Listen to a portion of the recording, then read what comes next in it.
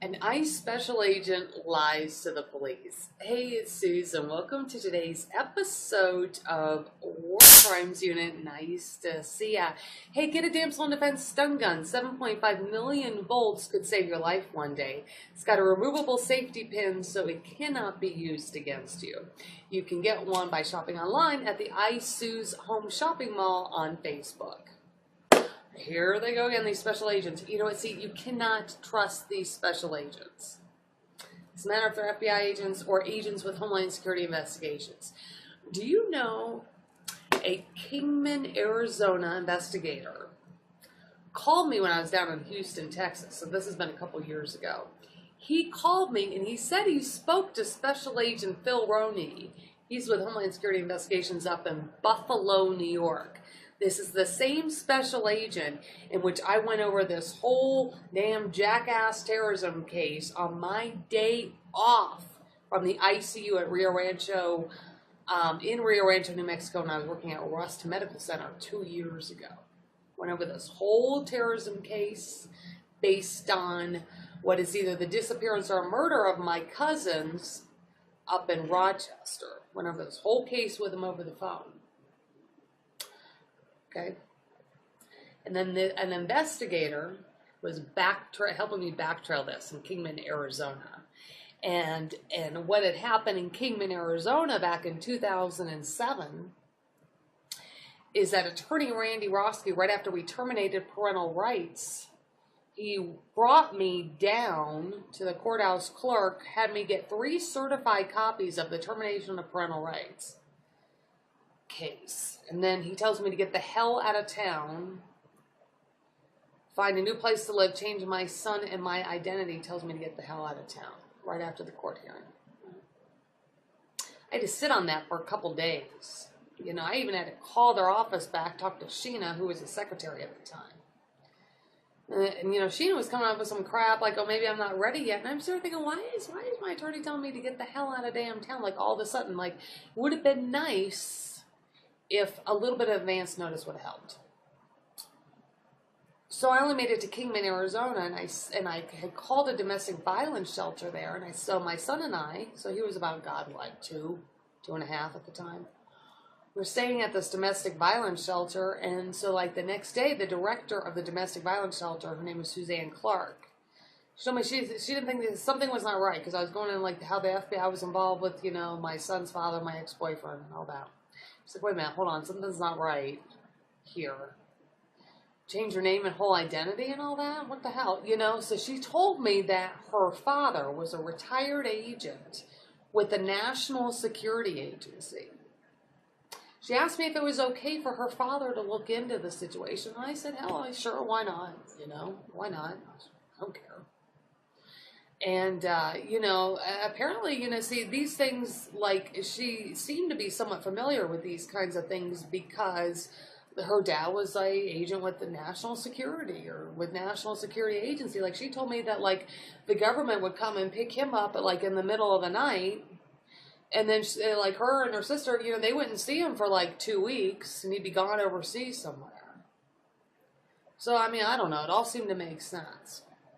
And so what had happened is after, as the story goes, is that her father looked into this case. She came back to me a couple of days later. Well, actually, I had to go to her because I hadn't heard anything. So I went back to her. She told me that her father called this situation insane. She told me that my son and I, we need to keep moving. And she gave me this whole, like, packet kind of thing. Had the contact information of an underground, what she called an underground legal firm, and it was up in the New England states. I want to say Boston. I don't have it anymore, but I want to say Boston, somewhere up in the New England states. She told me that when my son and I got to our final destination, then just call them and they would help with this identity change.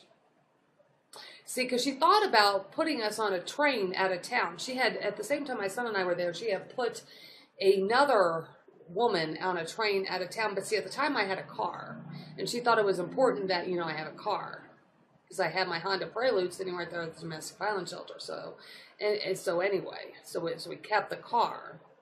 And, you know, my son and I, what had happened Because hell, dude, I had to sit on that for like a day or so at the shelter because that's a pretty insane thing. Take your son to wherever. Take your son to wherever and then figure out how you're going to change your identity. You know what I'm saying? With an underground legal firm and this packet that at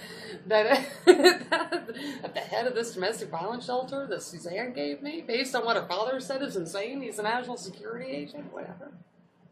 I mean, that's pretty crazy. I just sit on that for a couple days, you know? My son and I are staying at this domestic violence shelter in Kingman, Arizona. Well, obviously you can see that went south. I had to call the National Coalition for Domestic Violence, when I went across country. I didn't have enough money to do that kind of shit. She never said to contact the police. Nobody ever said get to another district and contact the police. Nobody ever said that. Get to another district, contact the police. I changed my son and I's whole identity. I didn't have any instructions, man. She didn't tell me to contact the police. There's a lot of corruption going on. I'm just telling you, at a point in time, she didn't tell me to contact the police. So I didn't contact the police then and contact the Kingman police then. But what I did is I took my son and I eventually contacted the National Coalition for Domestic Violence. And my son and I stayed in domestic violence shelters throughout the country, just going down, I think we went down I-40, going across the country. I called the Ohio Board of Nursing, told them what was going on. They said to have the underground legal firm, whatever, contact them. They would help out on this identity change because, I can't lose my nursing license, my nursing ability to practice nursing and all that. I need that, So then my one friend, Adrian Zendry, who worked at Duke University Medical Center with me, said, okay, well, come here. Okay, but I stopped my son and I, my little boy, so he's 2.5, right? We stopped by the North Carolina Board of Nursing, and I fill out all this stuff and pay the North Carolina Board of Nursing fees. Use one of my other friends' addresses so I can pick up a compact license. North Carolina is one of the states that issues compact license with reciprocity. So I said, oh yes, we're moving back to North Carolina and I'm staying with my friend Jamie and all that. I gave her Jamie's address. I picked up a compact license from the North Carolina Board of Nursing and then went into Fairfax, Virginia. Then I contact the underground legal firm there, and then everything goes south from there. They were questioning the validity of the termination of parental rights case, saying California still had custody jurisdiction. So, well, California does have custody jurisdiction, but Nevada's got jurisdiction to terminate parental rights, and if she read the Nevada law, she would understand that.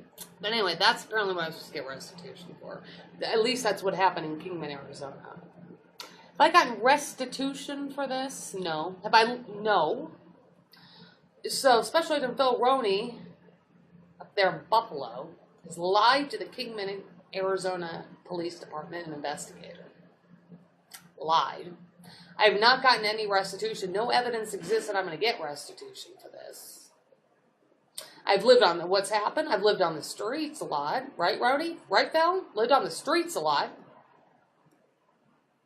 You didn't put me into WITSEC up there in Buffalo. You didn't even know if I should be up there with you. I don't see your ICE victim coordinator contacting me and any kind of damn sympathy and any kind of, whatever.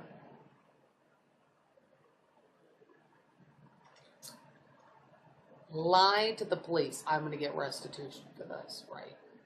Like when, dude? I've been living out on the streets for how many times have I lived on the streets? In Texas, in California, in Arizona. So, just do me a favor. You know what? Just don't lie to the police. See, Special Agent Phil Roney told me I could give his number out. I don't even have his cell phone number anymore. I did have that. It got lost. In the midst of all my property getting lost a zillion times, taken in fucking organized crime, I don't even have his cell phone number anymore, nor do I care.